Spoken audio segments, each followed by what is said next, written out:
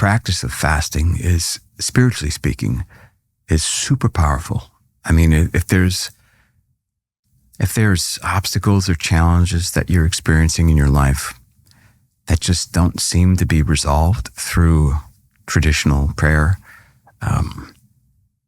Jesus himself was confronted by the disciples at one point. I think they were trying to cast out these demons in their community, and it wasn't working. And they had been given the power to do that. And he comes up on them, and they basically said, well, we tried everything. We tried, cast them out in your name and everything. It didn't work. Why didn't it work? And he said, paraphrasing, some demons can only be cast out through prayer and fasting.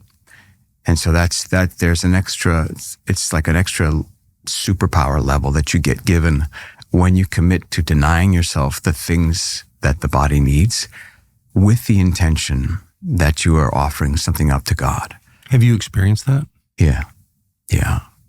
I've there have been decisions that in my life that I'd really been, or not even people. I'll go even more personal. People that I prayed for that were sick, were in like a comatose state, and through prayer and fasting, remarkably on a particular day that I did this, came out of it. And they, for like weeks, just unresponsive. Really? Yeah. Yeah, it's a game changer. Fasting. Yeah.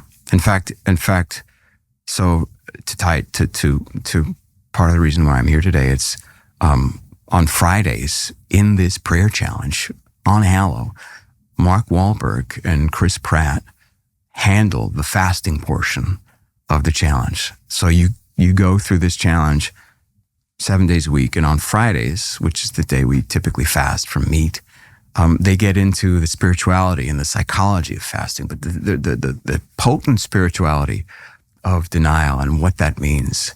And it's super powerful, man. It affects change like few things do. Really? Yeah. And that's like a true fast, not eat. Yeah. I mean, it's something that I would pray about. Like if for some people, having just bread and water is extremely difficult.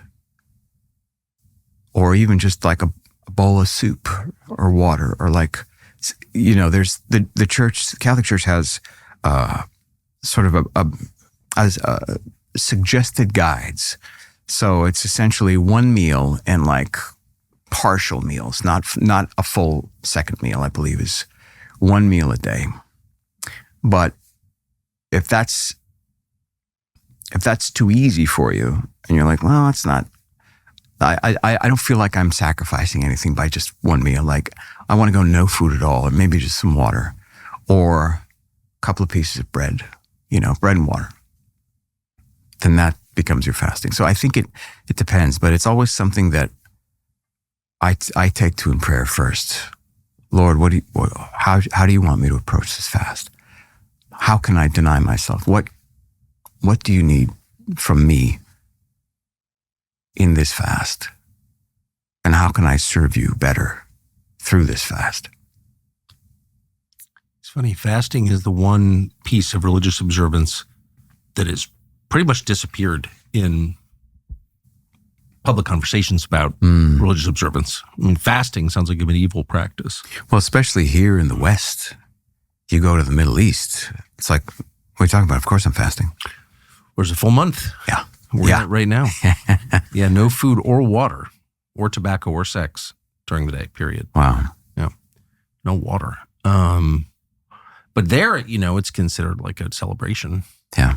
As you know. But well, I also find like even the Middle Eastern Christians, like the Orthodox, the Coptic Orthodox,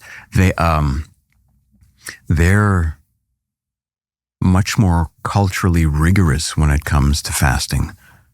Not just meat, but no dairy. And same thing with Muslims, no dairy, I believe no meat, no dairy, no oils. Like there's a number of different levels, but the same thing with the Christians in my family. Like, wow, we don't do, like Catholics don't do the no dairy thing, but yeah, you're right. I mean, here in the West, it does make you wonder if you say you're fasting, people say why, then you got to explain. It's foreign. I mean, it's all over the New Testament references to fasting. Yeah. And as you just said, it's not simply Christianity. It's like it was just a feature of religious observance, like from the beginning of time. Yeah. And it's gone. And in the mainstream, it's gone. So you wonder, like, is there a connection between like eating and spiritual awareness? Clearly, there is. Mm-hmm. Is there a connection between overeating and spiritual dullness? Maybe there is. And if you wake up and everyone's fat, which is true, including me from time to time, so I'm not judging. There's like a spiritual component there. No? Yeah. Or am I like? Well, I mean, it's a crazy suggestion. One of the 7 deadly sins is gluttony. Yeah. Of all the New Year's resolutions you're likely to put off, the one you're most likely to put off and keep putting off is buying life insurance. And you should have life insurance. It's kind of crazy not to, because the future is unknown. You got to have life insurance. But you may not have life insurance because it's a huge hassle and it can be a huge ripoff. But there is an answer. Policy Genius. It makes it very easy and much cheaper. You can find life insurance policies that start at just $292 per year for $1 million of coverage. And some options, and this is the best part, are 100% online and let you avoid unnecessary medical exams. The guy with the gloves. You don't want that if you can avoid it, and you may be able to avoid it. 40% of people wind up looking back and wishing they'd had better life insurance or any life insurance. It could have helped their families enormously. Policy Genius can fix that for you. Peace of mind. That's what they're really selling. The address, policygenius.com/Tucker, or click the link in the description to get your free life insurance quotes and see how much money you could save and how much hassle you could save. policygenius.com/Tucker. It doesn't have to be food, but it can be. Like, how are you being gluttonous in your life? Is it, or are you hoarding things? Is it food? Like, is it just not putting any kind of boundaries on your satiety? Like, just like, you know what? And I think it's something that can fuel other sort of leeches into breaking that spiritual connection to the divine. I mean, there's no doubt. One of the most striking things about having grown up and living in the modern West is realizing things later in life that are like glaringly obvious, and you think to yourself, like, how did I not notice that? Yeah. Yeah. Of course, gluttony's bad, right? Greed is bad. Worshipping money is bad. These are all, violence is bad. These are all the things that I've realized in the last couple of years. It never occurred to me. Not one time. Well, then you see movies. I mean, here's the power of entertainment. You see a movie like Wall Street.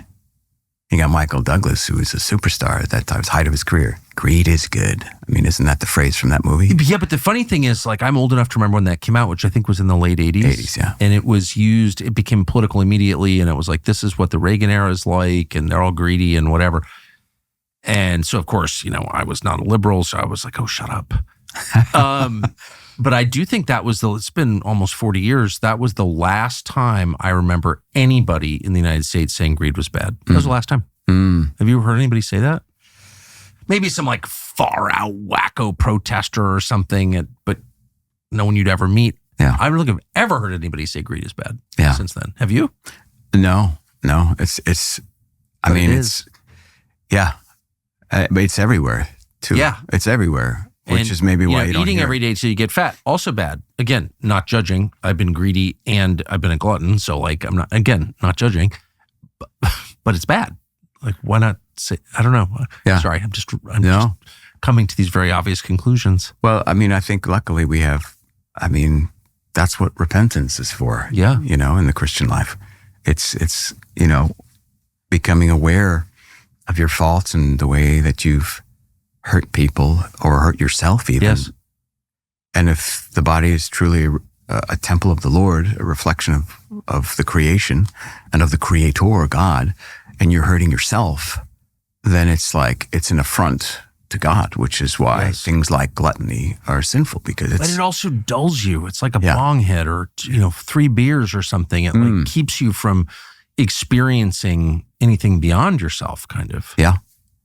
You're now creating a wall around the ability to be connected to from the divine. It's like you're walling yourself off from God in a way. It puts cheesecloth over your whole. That's right. You know what I mean? I love that you used food as a reference to. I'm just thinking of like something that kind of dulls the camera and makes the edges softer, and you sort of don't fully perceive what's happening. I mean, you eat 2 Big Macs, you're not as aware of anything. Oh my gosh, it's like talk about comatose. It's a head injury, right? Yeah, 100%. And so fasting is the opposite. You're hyper aware. That's right. And your mind is just like, you sense everything. Interesting. Thanks for watching our YouTube channel. We hope you'll subscribe to it. And by the way, you can hit the little bell on there and get notifications every time we produce a video. We hope you'll do that also.